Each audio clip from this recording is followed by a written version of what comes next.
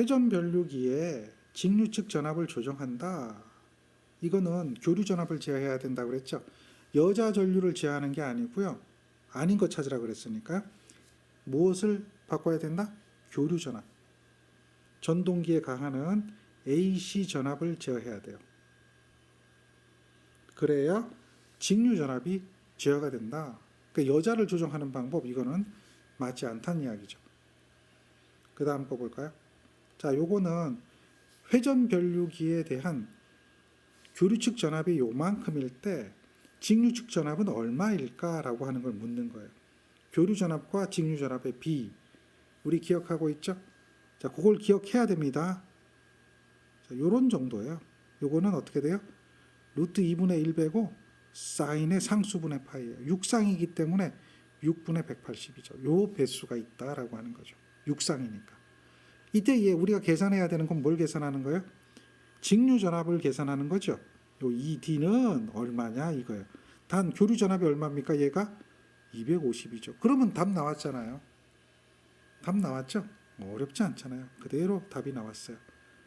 자, ED라고 하는 것은 250을 루트 2분의 1에 사인의 n분의 파이죠. 사인의 n분의 파이다. 얼마? 6분의 180이다. 이렇게 되겠죠. 요거 계산하시면 700V 나와요. 707V. 뭐 이런 정도. 그 정도입니다. 예제 정도로 잘 기억하시면 되겠어요. 어렵진 않죠? 예, 충분히 해볼만 합니다. 직류에 대한 전압을 구하는 거예요. 교류의 전압을 250V를 넣었더니 직류 전압이 육상일 때는 707V가 나왔다. 뭐 이런 이야기입니다. 이런 것들이 예제가 됩니다. 자, 육상 수응 정육인데요. 점호극수는 몇 개일까요? 점호극. 점호극은 한 개죠. 한 개입니다. 네. 캐소드가 한 개고 에노드가 육상이면 6개가 되는 거죠. 수은 정류기에서 밸브 작용이 없어진다. 이런 것을 갖다 뭐라고 해요? 역호라고 한다. 뭐 이런 정도예요. 자, 그리고 이러한 수은 정류기의 장점을 물어보는데요. 장점은 어떤 장점이 있냐면 다른 어떤 그 기계적인 장치 이거에 비교해서 기계적인 장치에 비교해서 물론 이제 반도체 정류기에 비교하면 또 다르겠죠. 그렇게 했을 때에 대해서 수은 정류기의 장점 이런 것들이 있고 단점 이런 것들이 있어요. 그 장점을 보면은 여러 가지가 있는데 정류 효율이 높고 그 다음에 용기하고 대지하고 특별한 절연을 하지 않아도 되고 진공 장치가 따로 필요 없고 수은에 한번 이렇게 진공 상태를 만들어 놓으면 그대로 진공 장치가 따로 필요 없다는 얘기죠. 시설비도 뭐 그렇게 비싸지도 않고 이런 것이 이제 수은 정류기의 장점이에요. 그런데 단점은 뭐냐면 유리로 만들었거든요. 그러니까 유리가 깨져버리면 답이 안 나온다는 거죠. 유리는 쉽게 깨지잖아요. 그래서 기계적으로 약해요. 또 열에 의한 것도 약해요. 그래서 기계적 열적으로 약하다. 그리고 한번 깨져버리면 이게 수은 정류기 자체가 이제 망가지는 거잖아요. 그러니까 수리도 어렵다라고 하는 거죠. 이런 것들이 있고 그런 단점이 존재하게 되는 것이 바로 수은 정류기다. 특히나 유리재 수은 정류기입니다. 참고하시고 여기에서 전압비가 있어요. 전압비. 이런 전압비가 있습니다. 수은 정류기에 대한 역시 전압비는 기본식이 있습니다. 기본식. 이 기본식을 기억해 주시면 돼요. 직류 전압에 대한 식을 요걸 하나 기억하시면 돼요. 요거는 수은 정류기뿐만 아니라 일반적인 직류 전압에 대한 비입니다. 상수하고 관계되는 거예요. 그래서 요걸 잘 기억하시고 요 식이 바로 직류 전압과 교류 전압의 비가 되겠죠. 여기 2라고 하는 것을 이렇게 끄집어낸 거죠. 그래서 여기에다가 3상이냐 6상이냐 집어넣으면 돼요. 상수에 대한 비입니다. 3상이면 이렇게 나오는 거죠. 1.17이다. 이 식을 잘 기억해 주세요. 이 식은 차후에 반도체 정류기 할 때도 이 식이 그대로 나옵니다. 그래서 이걸 잘 보시고 그때 요거하고 비교해서 한 번 더 생각을 해봅시다. 다음 예제 중에서 SCR의 기호가 어느 건가요? 라고 묻고 있어요. 어느 거죠? 에노드, 캐소드에 대한 개념을 아셔야죠. 에노드가 플러스, 캐소드가 마이너스예요. 그러니까 3번과 같이 답을 하실 수가 있죠. 다음, SCR에 대한 특징이 아닌 것은 이렇게 묻죠. 아크가 생기지 않으므로 열의 발생이 적다. 그렇죠? 전압에 약하다. 맞죠? 게이트 신호를 인가해서 도통할 때까지 시간이 짧다. 맞죠? 전류가 흐르고 있을 때 양극에 대한 전압 강화가 작다. 이런 것이 특징이 된다는 거죠. 아닌 거 찾아라. 전압 강화가 작답니다. 여기서는 크다라고 했으니까 아닌 거죠. SCR에 대한 설명으로 적당하지 않은 것은 이렇게 물어봤어요. 게이트 전류로 통전 전압을 가변시킨다. 주 전류를 차단하려면 게이트에 0 또는 마이너스를 해야 한다. 자, 이거 잘 보세요. SCR의 특징이 조금 전에 설명을 드렸잖아요. 이렇게 되어 있으면 그래서 여러분들 원리가 중요하고 용어가 중요한 거예요. 여기에 에노드인데 여기에 캐소드잖아요. 그런데 여기에 플러스하고 마이너스를 가한다 그래서 전류가 흐르는 건 아니라 그랬죠. 이렇게 되면 무슨 상태가 돼요?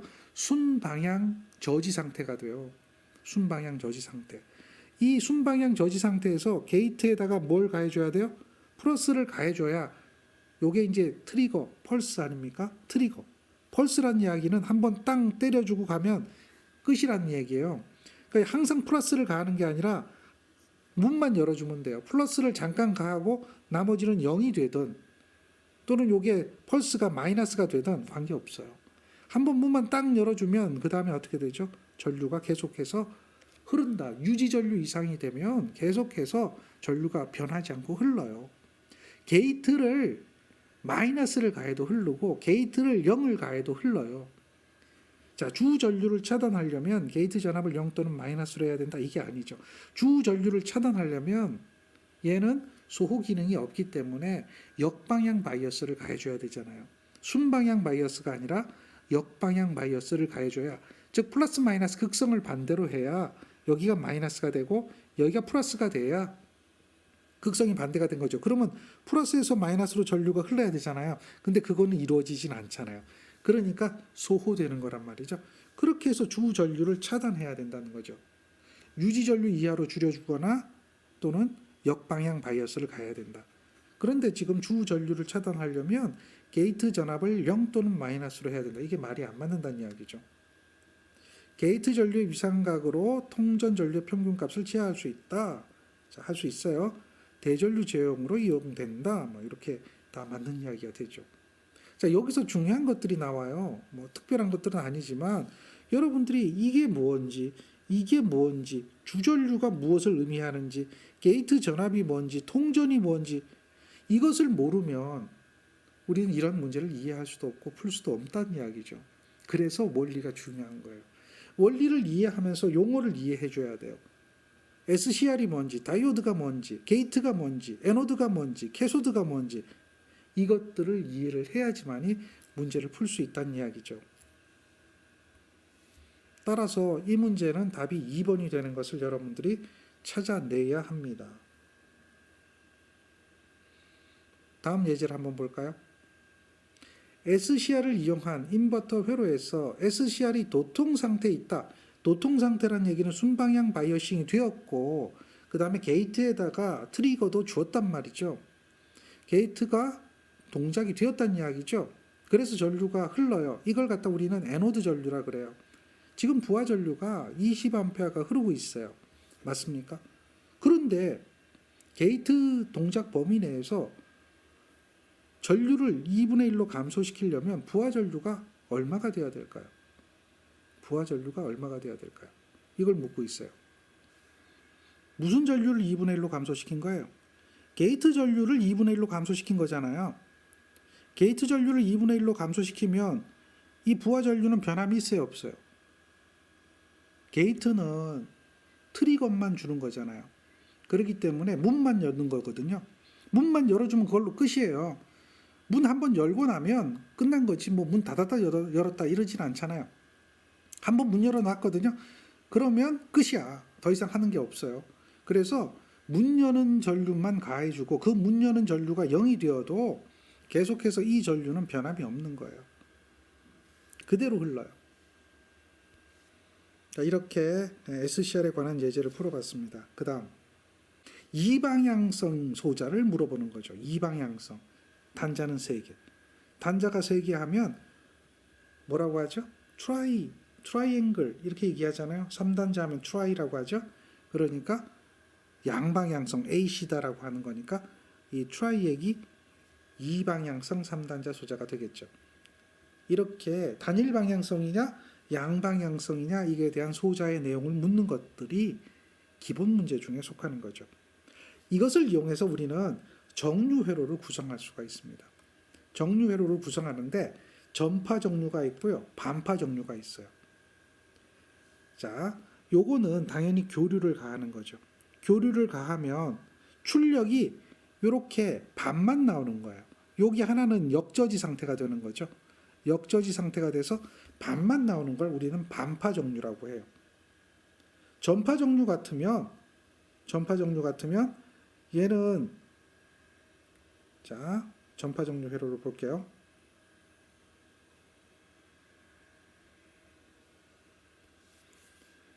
전파 정류 같으면 여기에 이렇게 역방향 가해준 요 부분도 요 다이오드 말고요. 요 다이오드를 이용해서 이쪽으로 끄집어내는 거죠.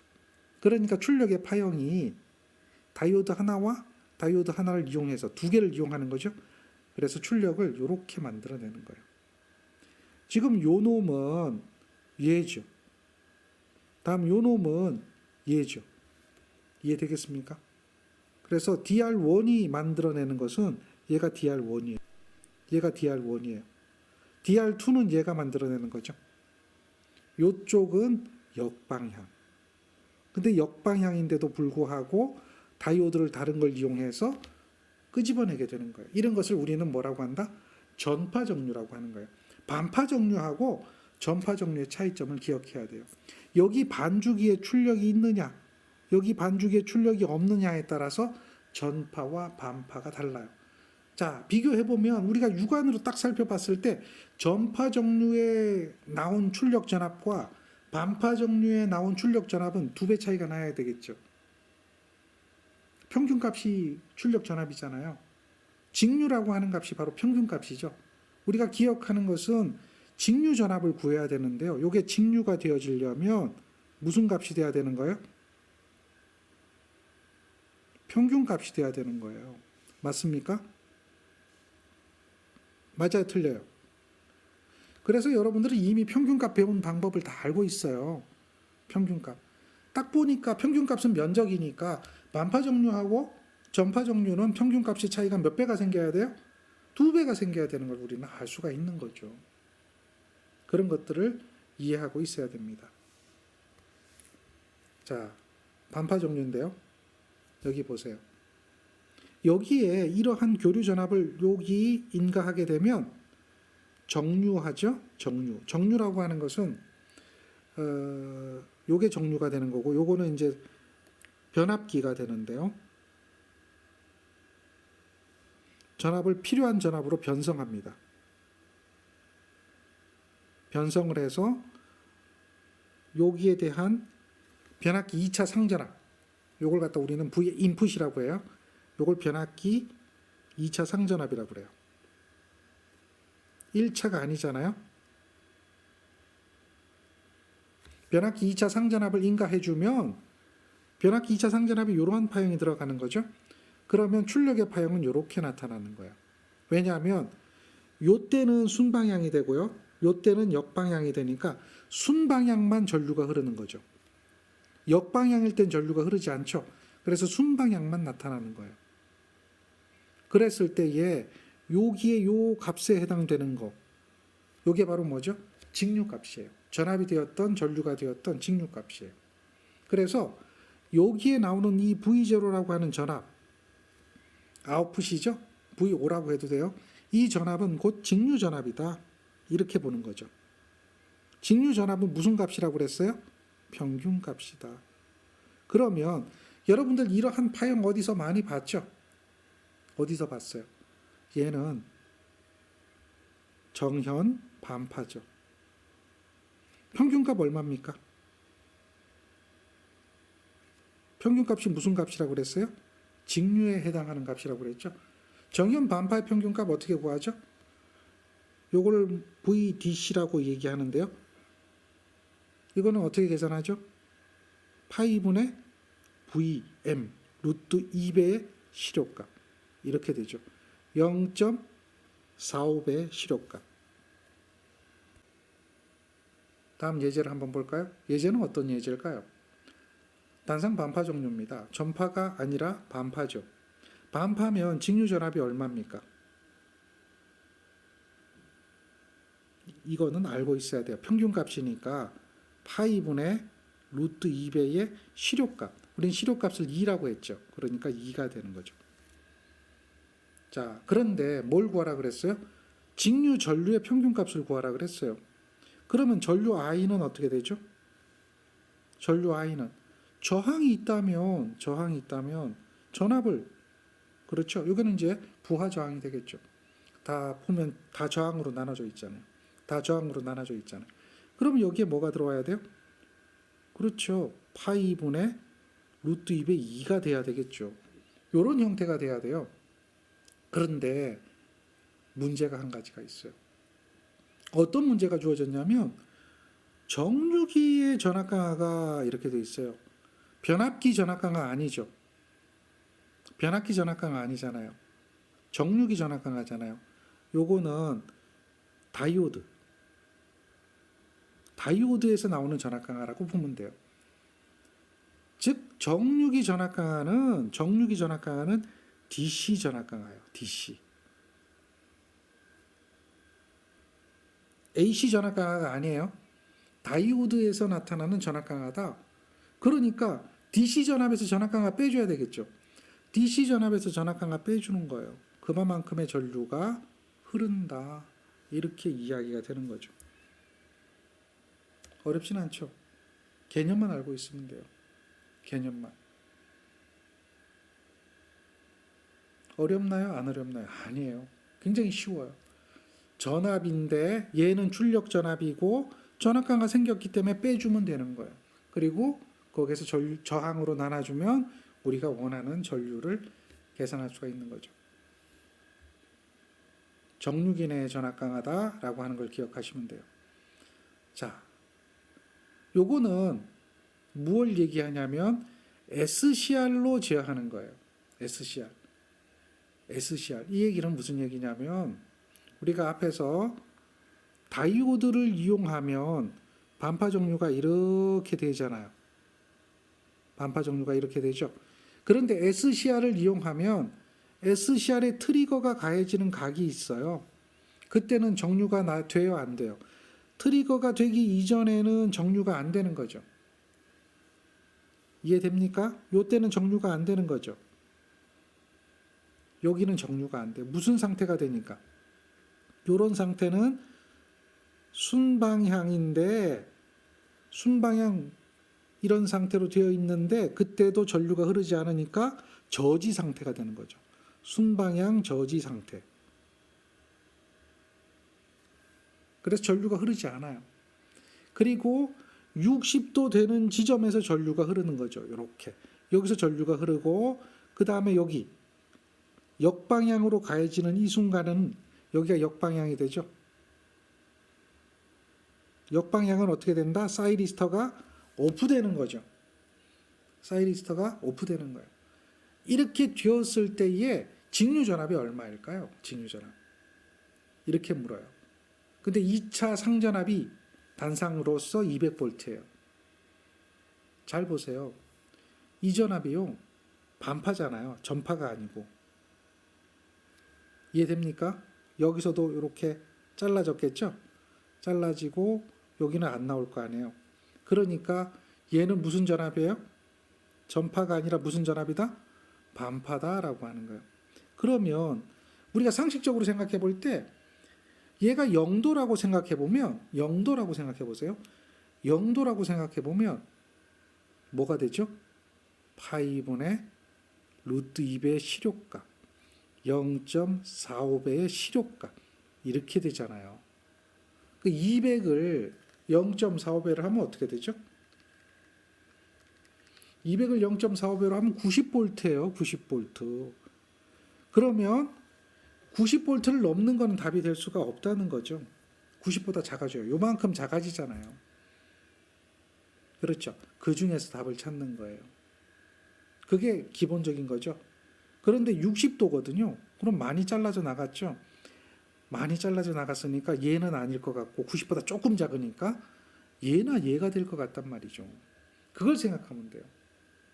자, 그러면 우리는 이것을 적분을 해줘야 되잖아요. 적분. 60부터 어디까지 적분해 주는 거예요? 180까지 적분해 주는 거죠. 60부터 180까지 적분해 주는 거예요. 그렇게 나타난다. 적분이 되어지면 괜찮고요. 안 되어지면 공식을 이해해야 돼요. 공식을. 어떻게 이해하면 되냐면 SCR을 이용해서 직류전압을 계산하게 되면 우리는 이렇게 계산하잖아요. 반파 정류에는 파이분의 루트 2배의 실효전압이에요. 그런데 적분하면 1 플러스 코사인 알파가 나와요. 이게 2입니다. 2예요. 2. 1 플러스 코사인 알파가 나와요. 적분을 하게 되면. 근데 이게 2인데 우리는 알파가 0도라고 하는 것이 2가 되는 거잖아요. 0에서부터 몇 도까지? 180도까지 제어하는 거니까 알파가 0도라고 한다면 2가 된다는 거죠. 그럼 반파가 되려면 요게 2니까 여기도 2를 넣어줘야 돼요. 그래야 0도를 집어넣었을 때 0.45배의 V가 나오는 거죠. 이해되겠죠? 그래서 요때 알파각을 뭘로 집어넣느냐? 60도로 넣는다는 거예요. 그렇게 기억하면 돼요. 2파이의 루트 2배의 V에 1 플러스 코사인 60도 이렇게 계산하는 거죠. 요걸 계산하게 되면 67.5 이렇게 나오는 겁니다. 물론 이제 1 플러스 코사인 알파가 나오게 되는 이 부분은 적분을 해야 돼요. 적분해야 돼요. 당연히 뭡니까? 사인 세타잖아요. 적분하면 뭐가 돼요? 코사인 세타가 되겠죠. 그러면서 어떻게 해야 되죠? 그렇죠. 파이 마이너스 알파잖아요. 파이 마이너스 알파잖아요. 그러니까 파이에다가 알파를 마이너스 해준 플러스가 되겠죠. 그러니까 이 사인, 코사인에서 집어넣어 보세요. 파이가 뭐가 되는가? 코사인 파이는 뭐가 되죠? 우리는 0도일 때 1이잖아요. 180도일 때도 1이잖아요. 코사인이잖아요. 코사인. 기억하십니까? 코사인 0도일 때는 1이잖아요. 1. 180도일 때는 뭐가 나와요? 마이너스 1이 나오잖아요. 그러니까 그거에 대한 개념을 첫 구간 마이너스 두 번째 구간이잖아요. 그렇게 해서 적분을 해서 이와 같은 값이 나온다는 거죠. 이거는 평균값 계산하는 거니까 여기서 이렇게 바뀌는 것은 별것 아닌 거예요. 물론 이제 적분을 할 수 있으면 간단하고 못한다면 요게 2인데 요 2를 약분시켜 버리면 뭐가 된다? 반파가 된다. 그럼 전파 같으면 어떻게 될까요? 전파 같으면 요게 사라지면 전파가 되겠죠. 그럼 2배 될 거 아니에요. 그게 사라지지 않으면 반파가 되는 거죠. 쉽죠? 잘 기억하셔야 돼요. 그 다음 문제 볼게요. 자, 이 문제는 뭐죠? 요게 하나 있어요. 그러니까 얘는 반파입니다. 반파고요. 요 실효전압이 100이거든요. 실효전압. 여기 100이라고 주어졌잖아요. 실효전압이 100이면 여기는 전압이 얼마 걸려요? 여기는. 여기에 실효전압이 100V면 여기는 당연히 얼마 걸립니까? 0.45배의 100인 거죠. 요거 기억해야 돼요. 평균값이니까. 반파니까. 45V가 직류전압이 걸리는 거죠. 그러면 여기 흐르는 전류는 얼마냐 이 얘기예요. 전류는 당연히 저항이 얼마죠? 이렇게 되겠죠. 거기에 전압이 얼마죠? 45V 됐나요? 끝이에요. 계산하면 3.18A 3.2 정도 되겠네요. 어렵진 않죠. 전파인가 반파인가를 구분하고 그것에 대해서 이해를 하면 되는 거예요. 계속해서 전파정류 회로입니다. 전파정류 회로는 변압기 1차 측에 이러한 정연파 전압을 가하게 되면 처음 반주기 동안 여기가 플러스가 되고 여기가 마이너스가 되는 형태가 될 겁니다. 처음 반주기 동안. 그러면 이쪽 다이오드를 보면 여기는 플러스가 되고 여기는 마이너스가 되겠죠. 요렇게 마이너스가 된다는 이야기입니다. 회로 어떤 회로를 보고요? 이런 회로를 보면 여기가 플러스 여기가 마이너스니까 무슨 상태가 되죠?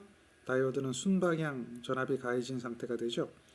그런데 이렇게 되어 있는 회로를 보면 여기도 회로가 있죠. 이런 회로를 보면 여기는 순방향이지만 요게 이렇게 와서 보면 이 다이오드는 플러스 마이너스가 되는 거예요. 그러면 여기는 역방향입니다. 그러니까 현재는 이 다이오드는 전류가 흐르지를 못해요. 그러니까 여기에서 이렇게 흘러가는 전류, DR1을 통해서 흐르는 전류는 여기까지는 오거든요. 그런데 이쪽으로는 흐르지 않아요. 왜? 여기가 무슨 방향이 걸렸으니까. 여기가 역방향이 걸려 있으니까. 그래서 전류는 이쪽으로, 부하 쪽으로 흘러가죠. 부하 쪽으로 흐릅니다. 그래서 요 RL이 부하가 되는 거고요. 이쪽으로 전류가 흘러가게 되는 형태가 됩니다. 그러다가 이번에는 여기 반주기가 지나게 됩니다. 여기가 되면 부호가 어떻게 바뀝니까? 이 부호가 바뀌는 걸 보셔야 돼요. 이 부분에 부호가 바뀝니다. 부호가 여기가 플러스가 되고 여기가 마이너스가 되는 거죠. 그러면 얘네들은 극성이 어떻게 되는가 보세요. 여기가 플러스니까 여기가 플러스가 되고 여기가 마이너스가 되죠. 그러니 이 상태는 무슨 방향이 돼요? 이 다이오드 DR2가 순방향이 됩니다. 그리고 이렇게 가보니 여기가 플러스가 되고 자 여기는 뭐가 되겠죠? 마이너스가 되겠죠? 그러니 여기가 뭐가 되는 거죠? 역방향이 됩니다. 역방향이 되니까 순방향에 흐르는 DR2에 흐르는 전류가 이렇게 흘러가는 전류가 이렇게 와서 여기까지는 순방향이 되죠. 그런데 이쪽은 역방향이니까 흐르지 못하고 어디로 가는 거죠? 여기로 가는 거죠. 여기로. 그래서 전류가 DR1에 의한 전류, DR2에 의한 전류 모두 다 이쪽으로 부하로 흘러가게 되는 그런 상태가 되는 거죠. 따라서 자 순방향일 때 부하로 흘러가는 게 요만큼 요쪽이 순방향일 때죠. 여기가 순방향일 때 부하로 흘러가는 게 요만큼 다시 반죽이 요만큼 이것을 반복하게 되죠. 그래서 이러한 형태 파형 요게 전파 정류입니다. 전파 정류. 반파와 다르게 전파가 되는 거죠. 그래서 전파는 부하가 연결되는 부분이 여기 부분이 되겠죠. 여기 부분이 부하가 연결되어지는 부분이 됩니다. 이해되죠? 자, 처음 반주기는 예에 의해서 다음 반주기는 예에 의해 가지고 각기 부하의 이러한 파형을 만든다. 자, 노란색을 한번 볼까요? 노란색은 예가 되겠죠. 다음에 푸른색은 예가 되겠죠. 이렇게 된다. 예는 전파 종류고 예의 직류전압은 어떻게 구합니까? 즉 이런 경우는 직류전압이 정현파의 평균값하고 똑같다. 이것을 여러분들은 알고 있습니다. 맞습니까? 그래서 직류전압은 정현파 평균값입니다. 물론 적분해서 계산하게 되는데 평균값 구하는 거하고 똑같아요. 정현파 평균값이에요. 이미 회로 이론에서 배워서 알고 있다는 이야기죠. 그래서 파이분의 2배 최대값. 요 앞에 있는 상수만 보면 요거 계산하면 0.9배 나옵니다. 이런 형태로 정리가 되는 걸 알 수가 있어요. 요게 이제 방금 봤던 반파, 전파입니다. 이런 경우는 이제 펄스라고 하는 거거든요. 요게 펄스. 요걸 갖다 우리는 뭐라고 하냐면 정류 상수라고 그래요. 정류상수, 펄스가 1인 경우, 2인 경우가 단상이고요. 펄스가 3인 경우 3상 반파, 6인 경우가 3상 전파가 됩니다. 그래서 우리는 직류값을 계산해 봤죠. 얘가 0.45의 V였잖아요. 얘는 계산하면 0.9배의 V가 되잖아요. 3상 반파는 1.17입니다. 3상 전파는 1.35입니다. 이거 이미 다 앞에서 계산한 거예요. 그래서 여러분들은 직류값이 이렇게 나온다. V는 변압기 2차 상전압입니다. 그리고 PIV 이렇게 나오죠. 이거는 뭘까요? PIV 최대 역첨두 전압이라고 그랬죠.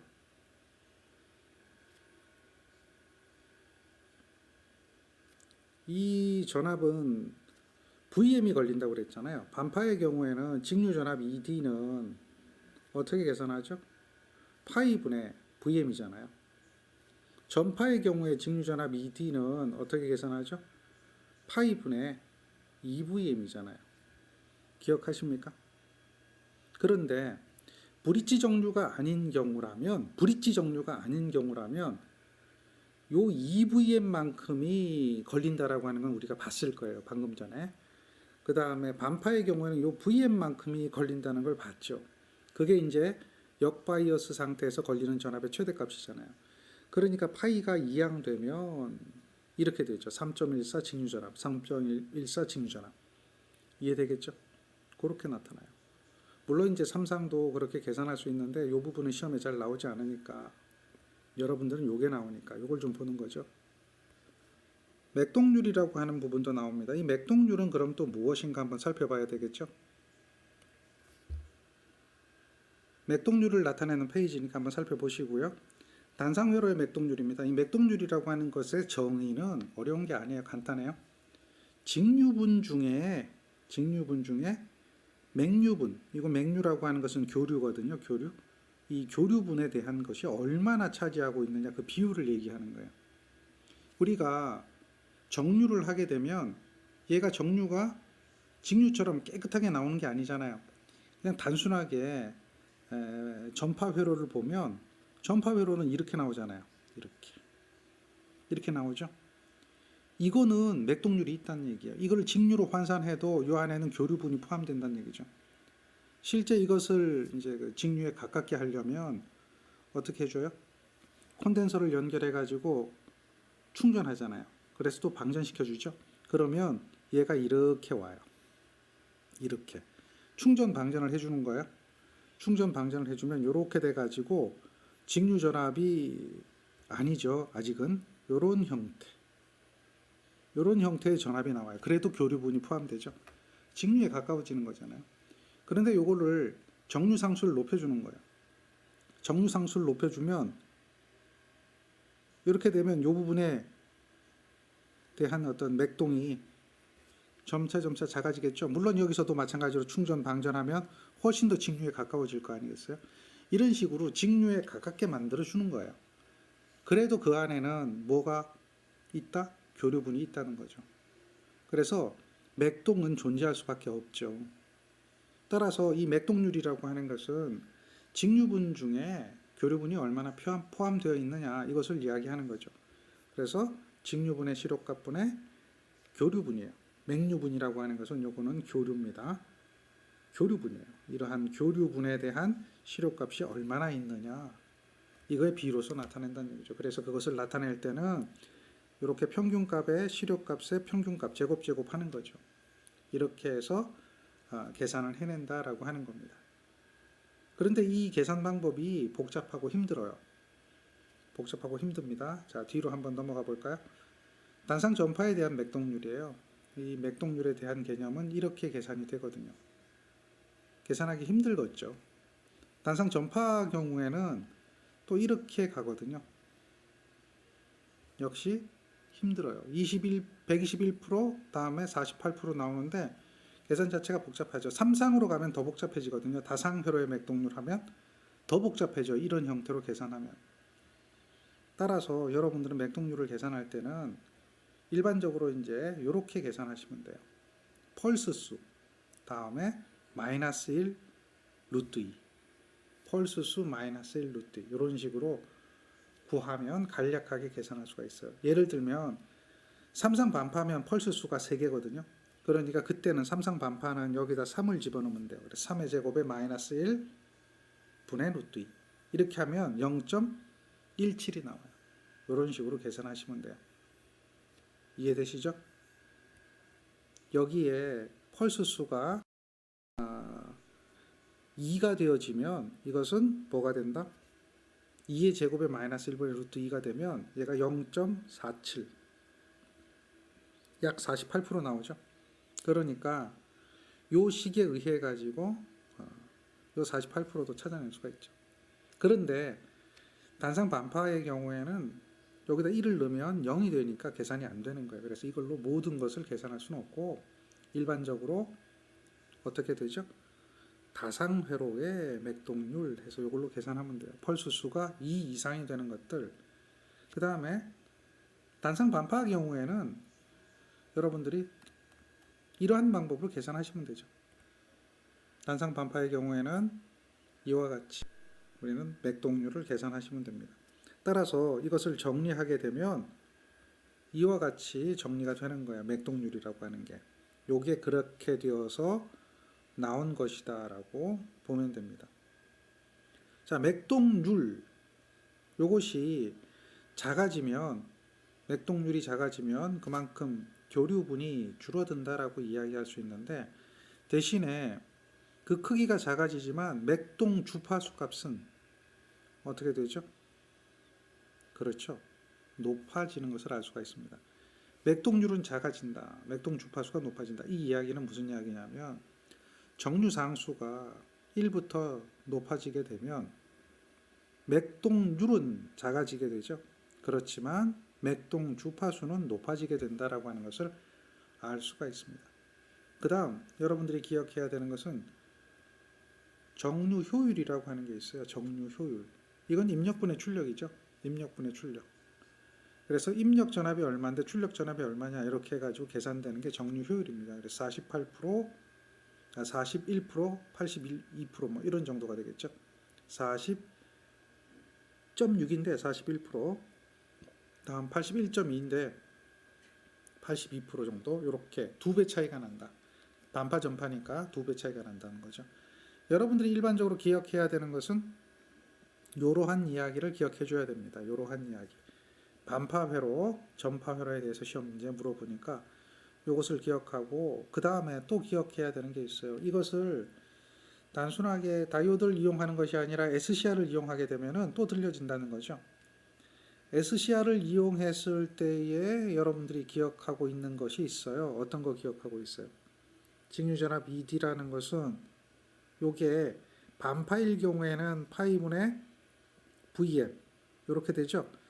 그런데 SCR을 이용하게 되면 1 플러스 코사인 알파가 될 것이고 여기에 2배가 된다는 거죠. 이럴 때는 반파가 되는 거죠. 전파일 때 직류전압이라고 하는 것은 요거는 어떻게 되죠? 파이분의 얼마예요? 2VM이잖아요. 2VM. 1 플러스 코사인 알파잖아요. 그렇죠? 그런데 요 2VM의 요거 값이 요게 2잖아요. 그러니까 여기서 요 2가 사라지면 되겠죠. 요 2가 사라지는 거예요. 얘가 없어지게 되면 그럼 여기는 그냥 VM만 남죠. 이렇게 되고 여기 2가 여기는 없죠. 그러니까 요렇게 되는 것이 요게 뭐죠? 전파의 경우다. 그래서 이곳은 SCR을 이용해 가지고 위삼각 제어하는 거죠. 위삼각을 제어하는 거.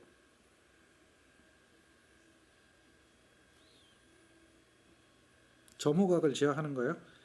이 각을 제어해서 코사인 알파에 따라서 직류전압의 크기가 달라진다라고 하는 것을 이해하게 되는 거죠. 이렇게 전체적으로 정리하고 있어야 됩니다. 그래서 전파와 반파에 대한 이야기를 정리하고 있으면 우리는 이 정류기 회로에서 문제 나오는 것들은 굉장히 간단하죠. 자, 예제를 한번 볼까요? 이 예제를 보면 그림을 보고 전파인지 반파인지 판단을 할 수가 있어야 되죠.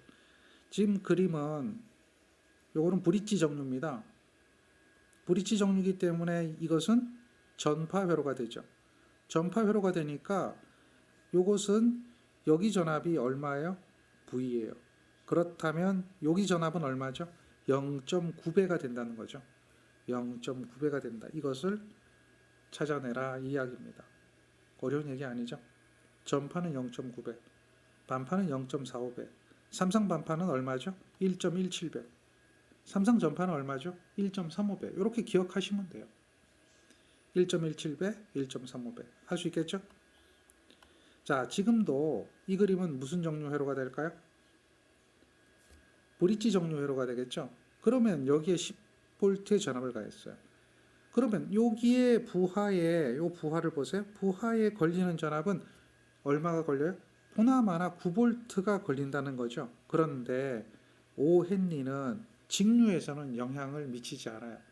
직류에서는 우리 과도 상태 이야기하는 거 아니거든요. 직류에서는 어떤 상태죠? 지금 여기는 직류 아닙니까? 직류에서는 단락 상태입니다. 실제의 5kΩ에 9V가 걸리는 거하고 똑같아지는 거예요.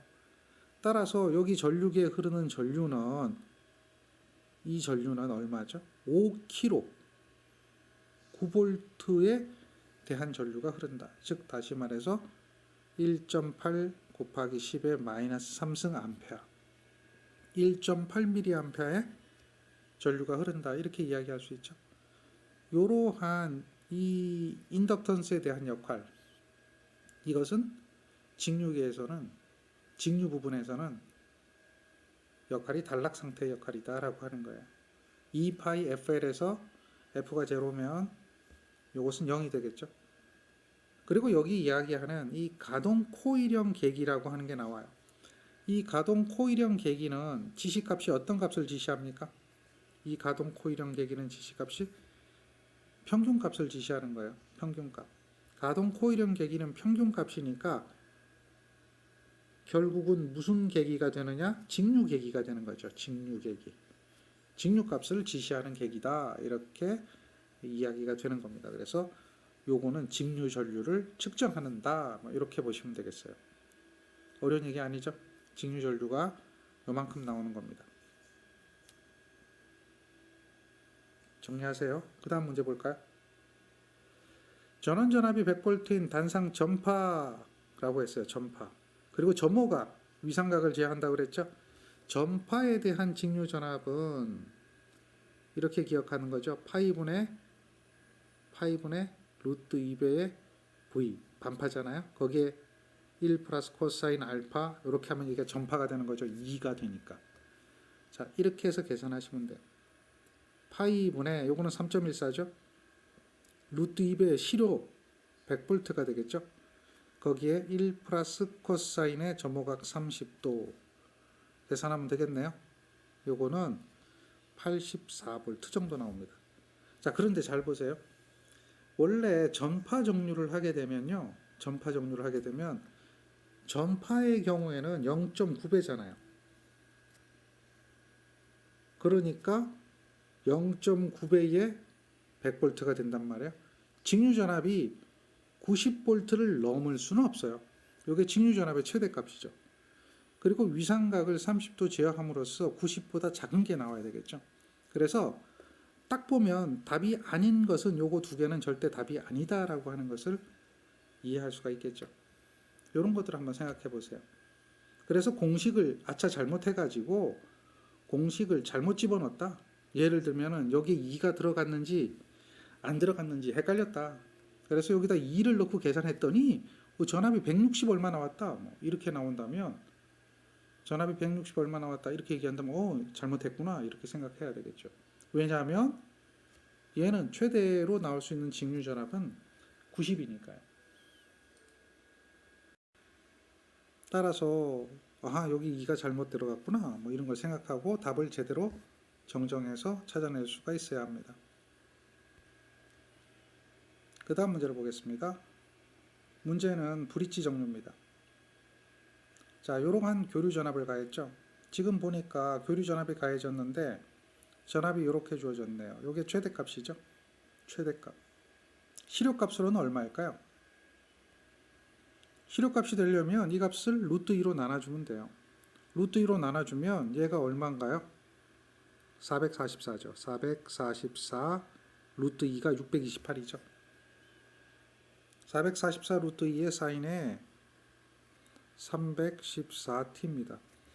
그렇다면 직류전압을 구하라 그런다면 우리가 기억해야 될 것은 바로 이 444에 몇 배를 해주면 돼요? 브릿지 정류니까 0.9배를 하면 되겠죠. 0.9배.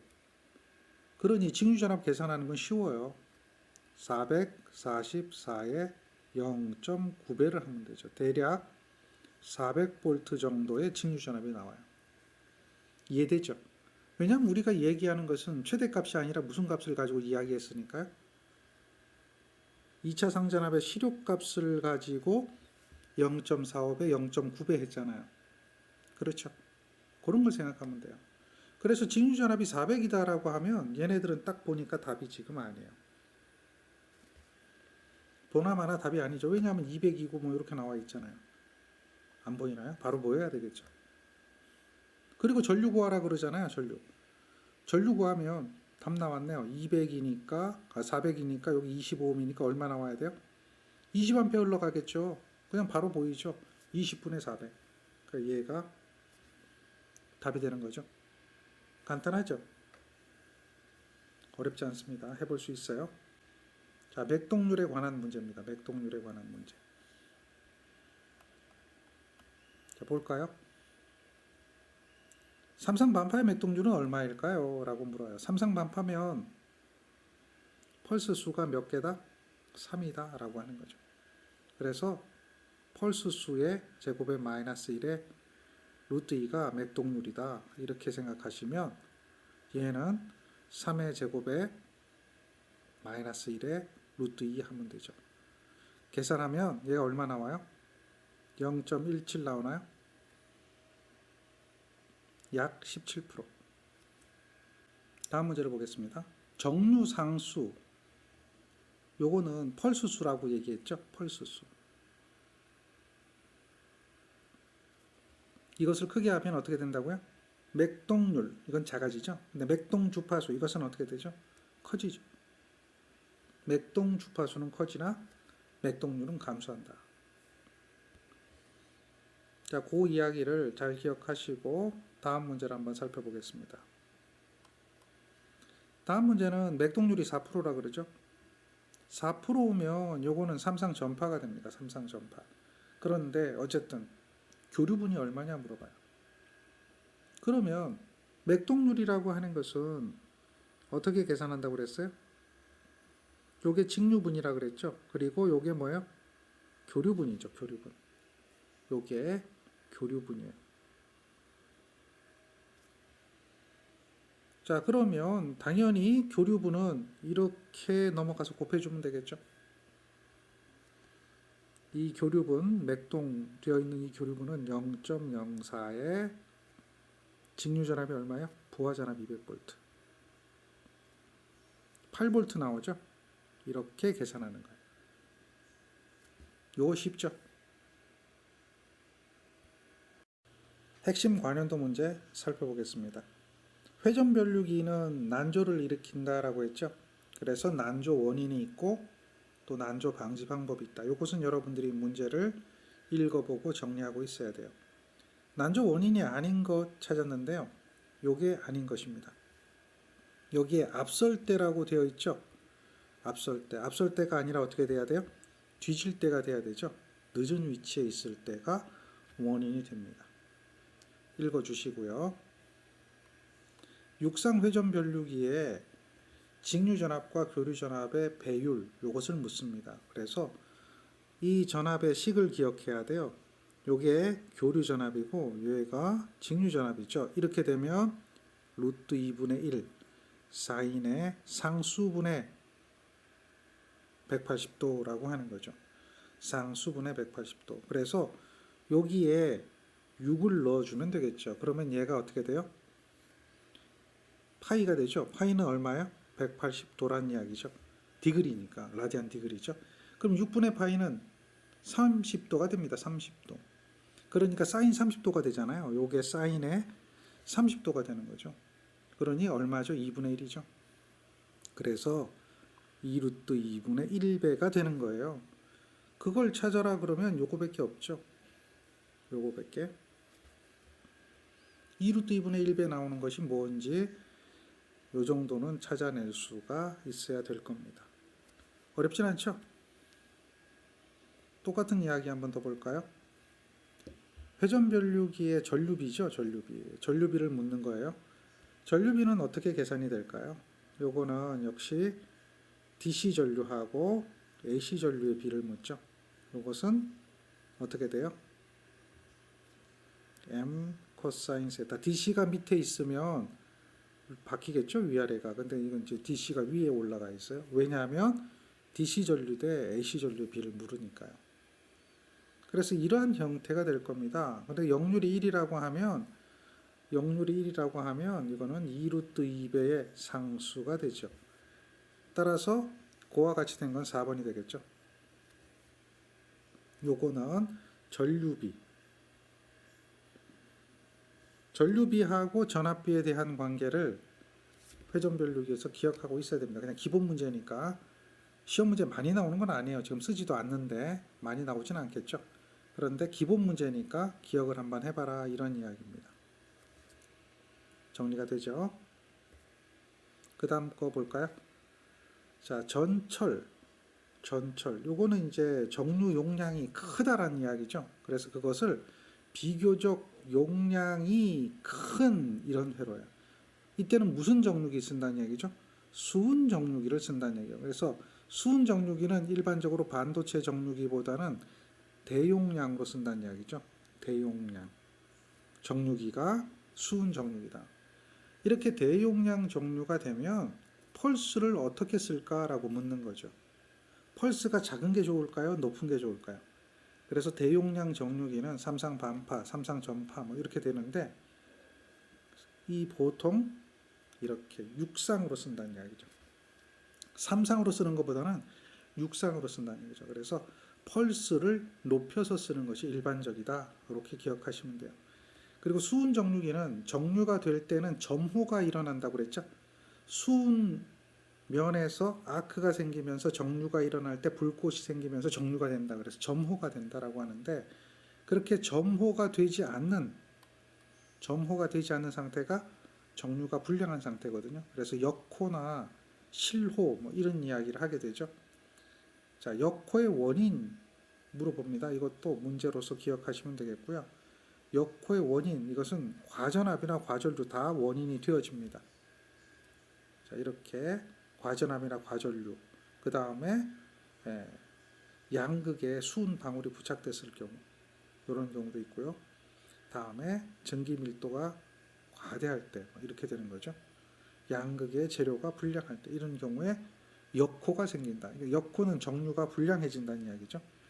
따라서 그러한 역호가 일어나지 않으려면 어떻게 해야 되는가라고 하는 거예요. 그래서 그런 방지 방법이 여러 가지가 있고, 그 중에 옳은 것은 이렇게 물어봤어요. 그랬을 때에 지나치게 냉각을 하지 않아도 되고 지나치게 과열이 되지 않도록 해야 됩니다. 그래서 관행이나 또 과열이 되지 않도록 해야 된다라고 하는 것이 기본적인 거예요. 그래서 냉각 장치의 주의를 충분히 기울여야 되고요. 진공도도 적당하게 해줘야 되고요. 양극 재료도 선택을 잘 해줘야 되겠죠. 여러 가지 방법이 있습니다. 그래서 이런 것들도 시험 문제 자주 나오는 건 아니에요. 그렇지만 기본적으로 알아야 될 내용 중에 하나다라고 하는 겁니다. 그리고 실제로 시험 문제 많이 나오는 것은 바로 이런 반도체 정류기 부분이 될 텐데요. 이 중에서 반도체 정류기 중에 여러 가지 반도체 정류기가 있는데, 그 중에 PIV가 큰 거, PIV가 크다라는 이야기는 높은 전압에 사용할 수 있다라는 이야기가 되겠죠.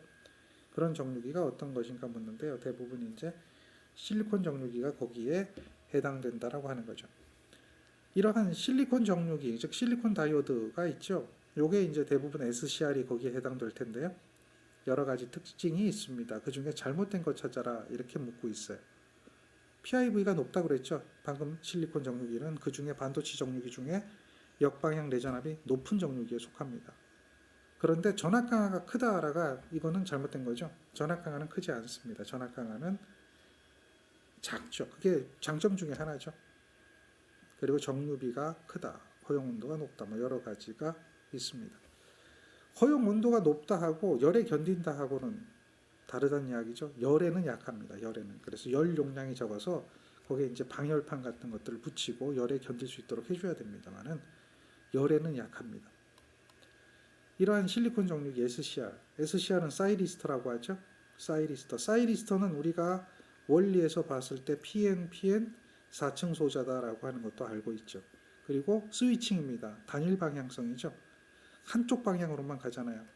여기 잘못된 것은, 옳지 않은 것은 이렇게 물어봤어요. 쌍방향성 소자다라고 하는 게 잘못됐다는 얘기죠. 단일 방향성 소자입니다. 다음 문제 한번 볼까요?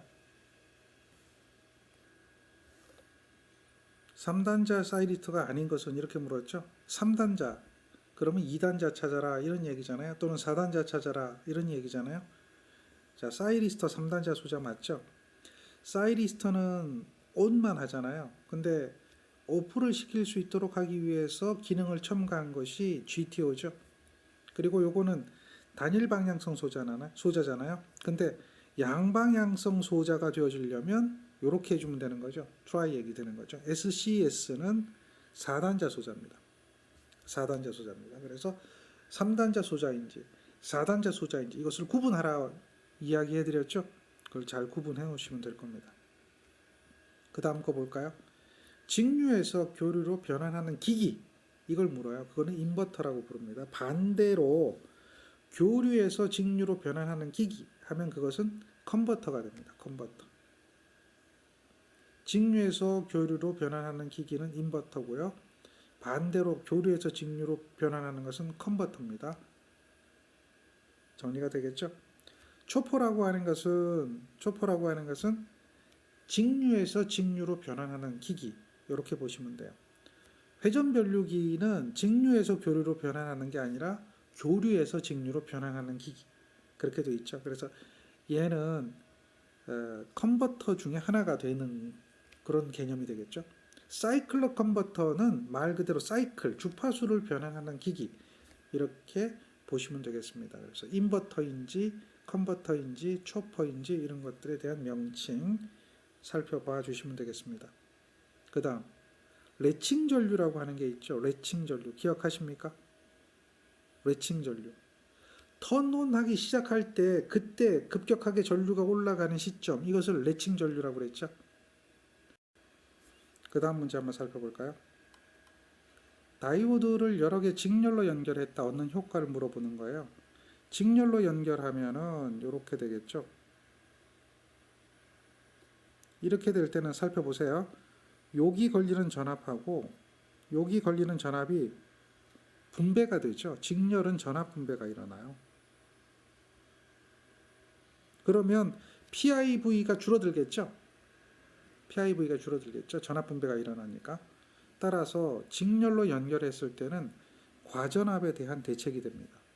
반대로 병렬로 연결하면 전류가 분배가 되죠. 그때는 과전류에 대한 보호가 된다. 이렇게 기억하시면 되겠습니다. 다음 그림을 한번 볼까요? 그림은 딱 보니 반파 정류죠.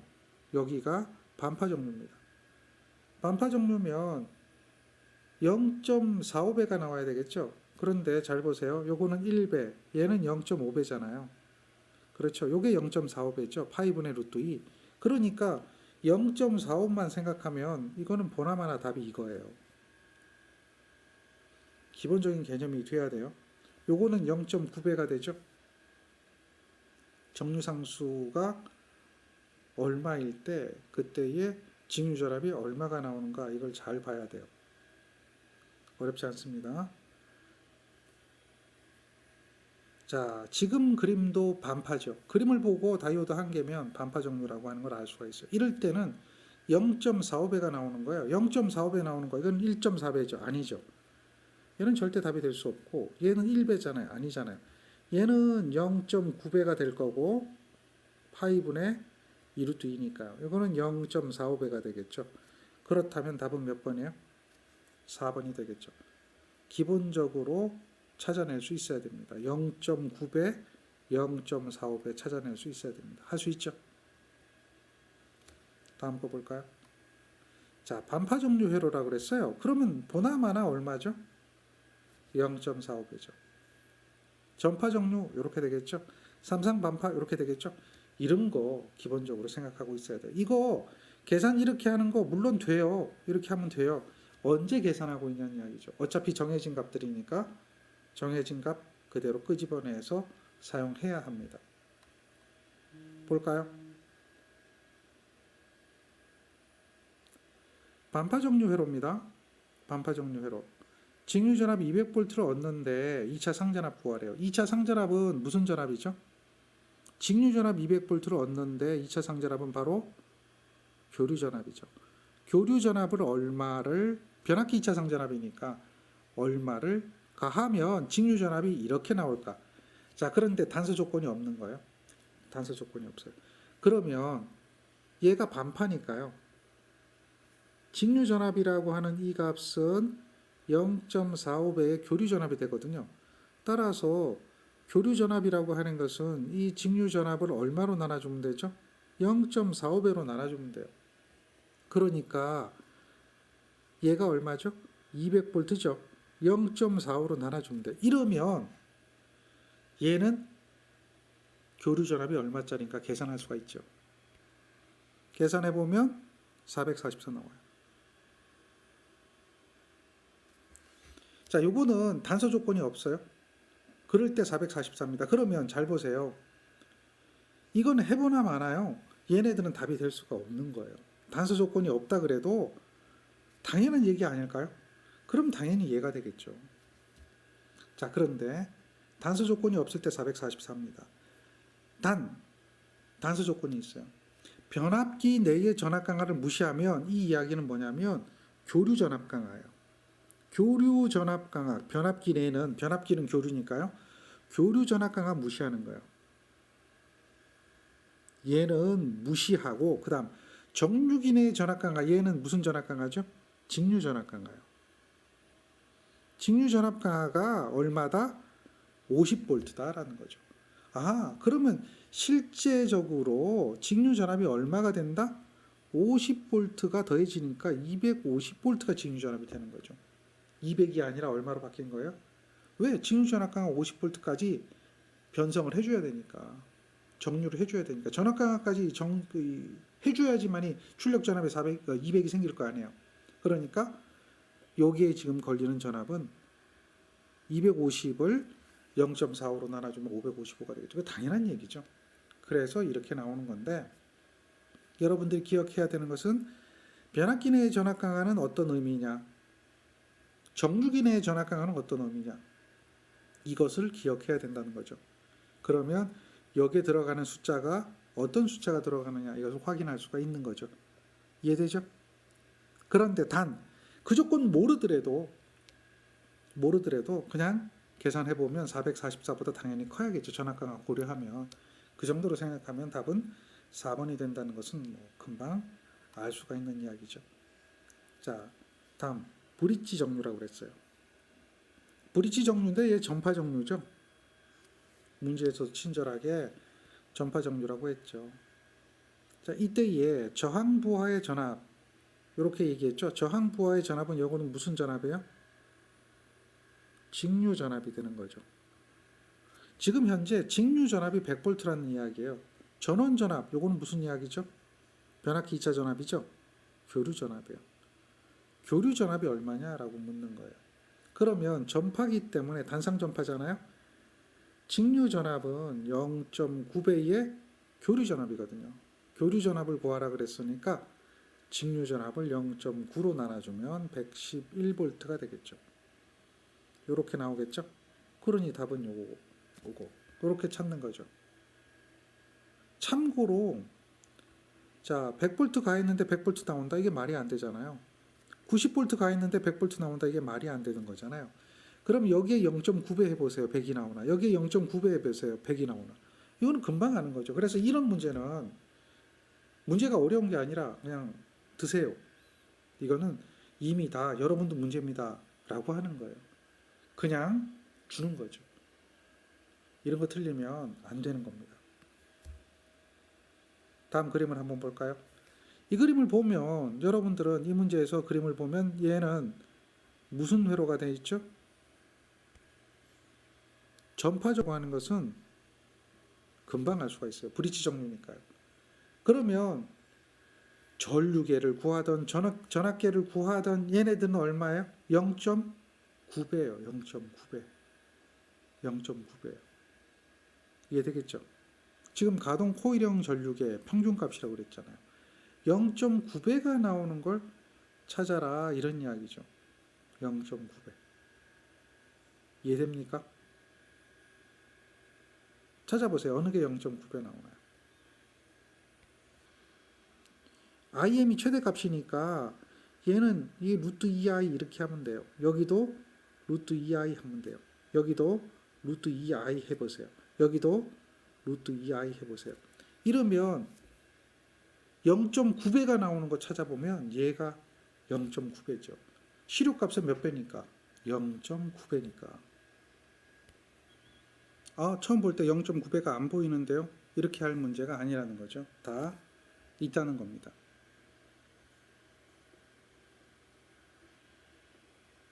다음 문제 한번 볼까요? 단상 정류로 진유전압 100V를 얻으려면 반파와 전파의 경우에 각각 교류전압이 얼마인가? 요게 각각 권선 상전압이라는 게 교류전압이죠. 교류전압이 얼마인가? 이것을 묻는 거예요. 당연히 100을 뭘로 나눠야 돼요? 0.45로 나눠주면 얼마 될까요? 220이 나올 거예요. 그 다음에 0.9로 나눠주면 어떻게 되죠? 0.9로 나눠주면 111 나오죠. 그렇게 계산하시면 돼요. 이건 이미 여러분들이 계산한 거하고 똑같은 거예요. 앞에가 전파냐 반파냐? 앞에가 반파죠. 뒤에가 전파잖아요. 그러니까 요거하고 요거 헷갈리면 안 되죠.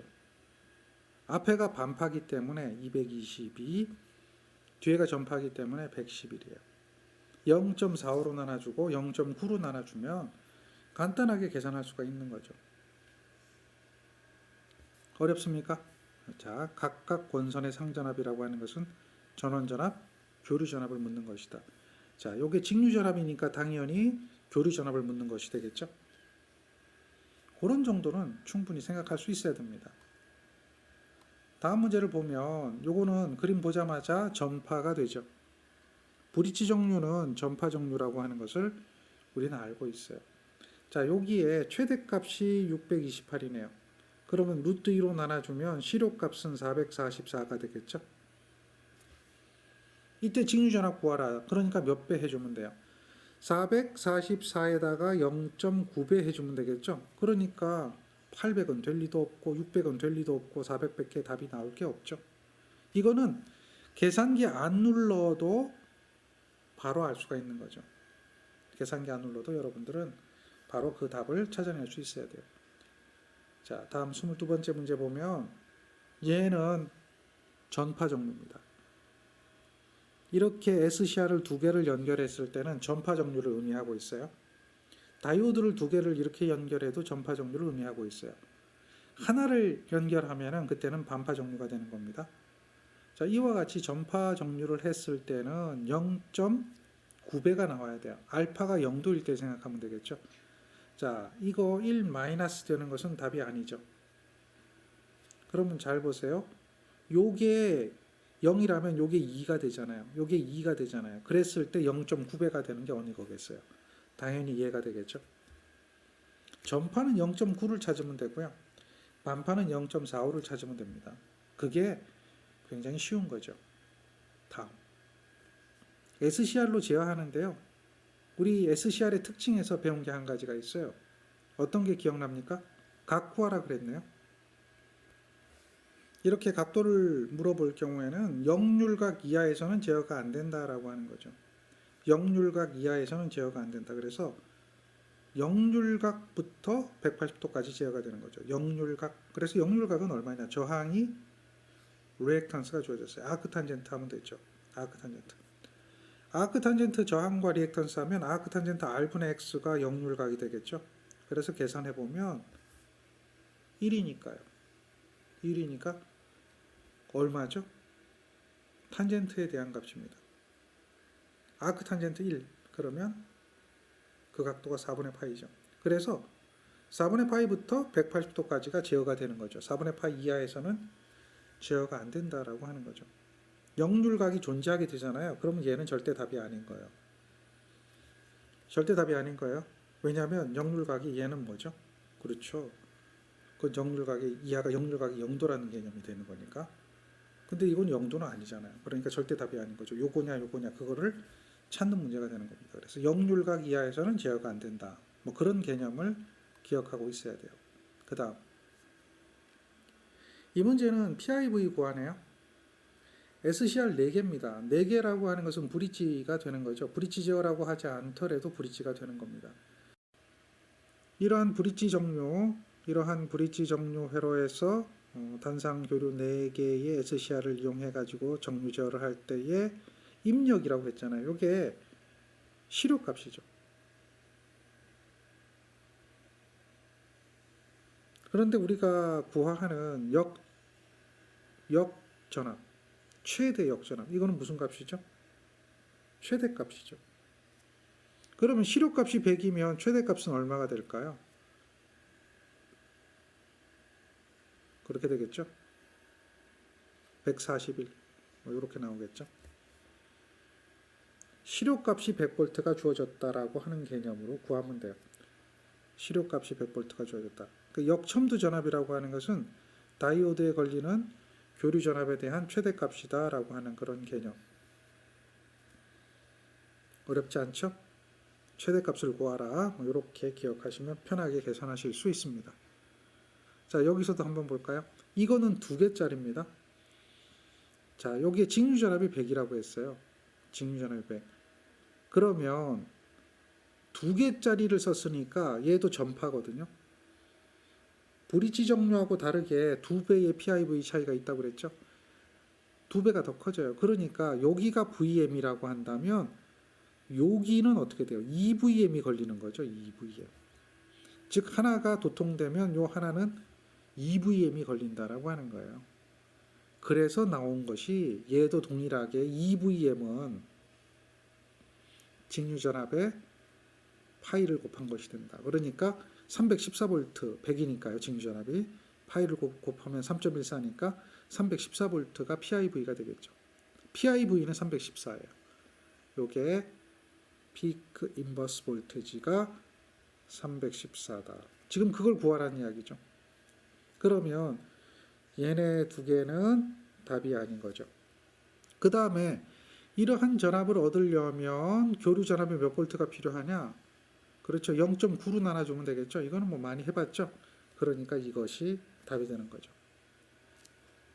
어렵진 않죠. 네, PIV 구하는 문제하고 다음 교류 전압 구하는 문제 같이 섞여 있는 겁니다. 이 문제는 지금 보시면 전파 정류가 되겠죠. 자, 역첨두 전압 구하라 그러잖아요. 역첨두 전압. 그러면 당연히 여기 400V가 되잖아요. 400V. 400V의 루트 2배가 되겠네요. 400V의 루트 2배가 PIV가 되겠죠. 그러니까 얼마입니까? 565. 이렇게 간단하게 의미만 알고 구하면 됩니다. 그 다음 문제 볼까요? 자, 요거는 삼상. 이 3가지가 있으니까요. 3개. 삼상. 반파 정류 회로입니다. 이와 같이 삼상 반파 정류 회로를 보면 이렇게 전압비가 주어지고요. 전류비가 주어져 있어요. 어려운 얘기는 아니에요. 자, 이와 같을 때에 전류계 지지치 구하래요. 자, V1이 220입니다. V1이라고 하는 것은 요 상전압이죠. 교류 전압입니다. 그러면 직류 전압 V2는 얼마일까요? 여기 1.17배라고 그랬잖아요. 1.17배. 그러니까 200에다가 220에다가 1.17을 곱해주는 거예요. 그러니까 요 전압이라고 하는 것은 직류 전압이니까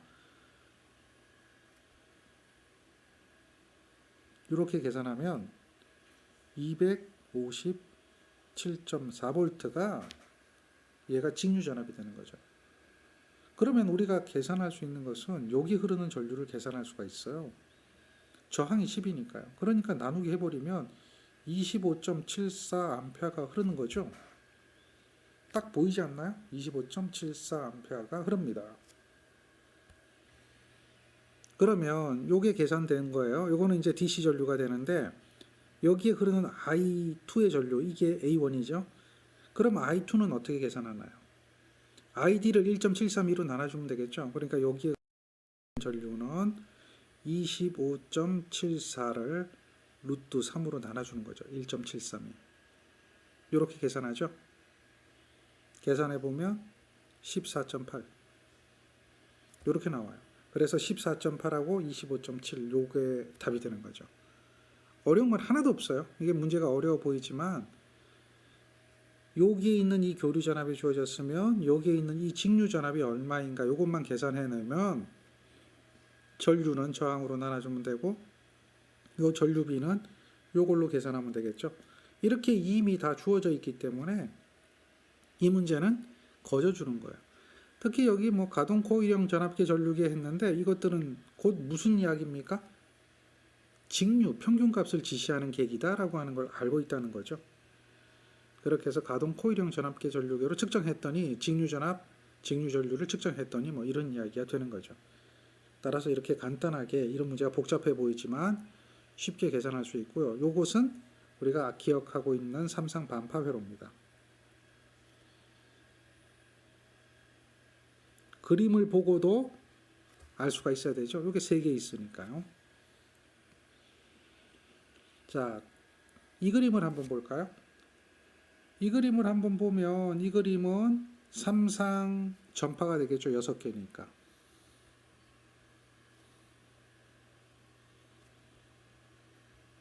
이렇게 되는 거예요. 삼상 전파 종류. 삼상 전파 종류 앞에서 어떻게 됐죠? 육상 반파하고 똑같아요. 펄스 수가 6개니까 육상 반파하고 똑같고 앞에서 몇 배 관계가 있다고 그랬죠? 이렇게 1.35배 되는 걸 기억하고 있죠? 이걸 잘 기억하세요. 삼상 전파는 펄스 수 6개, 육상 반파하고도 펄스 수 6개가 똑같습니다. 1.35배를 기억하시면 요 식을 한번 보세요. 이게 일반적인 직류전압과 교류전압의 펄스 수에 대한 B인데 여기다 6을 집어넣어 보세요. 여기다 6을 넣어 보세요. 물론 파이는 3.14입니다. 요 파이는 어떻게 되죠? 180도입니다. 그러면 요걸 계산하면 얘가 1.35가 나올 거예요. 따라서 이렇게 1.35가 나오는 걸 여러분들은 확인해 보시고요. 그러면 앞에서 배웠던 1.17, 1.35, 0.9 이런 것들은 요걸 이용해서 계산할 수 있다라고 이야기 되는 거죠. 이렇게 되어진다면 자, 이 회로에서 이러한 직류전압을 얻는데 라고 하고 있어요. 직류전압을 얻는데 그러면 교류전압은 얼마인가? 교류전압은 이것을 1.35로 나눠주면 되겠죠. 당연한 이야기 하는 거죠. 계속 1.3으로 나눠주면 돼요. 그러니까 750을 1.3으로 나누면 얼마 될까요? 750을 1.3으로 나눠주면 얘가 555 나와요. 자, 답이 이것이 되겠죠. 별거 아니죠. 예, 그렇게 충분히 계산하고 이해하고 있으면 돼요. 뭐 이게 삼상 반파다, 육상 반파다, 육상 전파다, 뭐 이런 것들을 구분할 수 있으면 돼요. 펄스 수가 6이다. 펄스 수가 6이다. 이것은 삼상 전파 종류하고도 똑같고 육상 반파 회로하고도 똑같다라고 보는 거죠. 다음, 단상 전파 종류에서의 맥동률이 얼마냐? 48%. 뭐 뻔히 나오는 이야기죠. 단상 전파 종류 회로에서의 맥동률. 그 다음, 자, 맥동률이 가장 작은 거, 이건 펄스 상수가 가장 높은 거, 이걸 묻는 거죠. 단상 반파는 펄스가 1이죠. 단상 전파는 펄스가 2죠. 삼상 반파는 펄스가 3이고 삼상 전파는 펄스가 6이죠. 당연히 뭐예요? 얘가 맥동률이 가장 작은 거죠. 대신에 맥동 주파수는 가장 높은 거죠.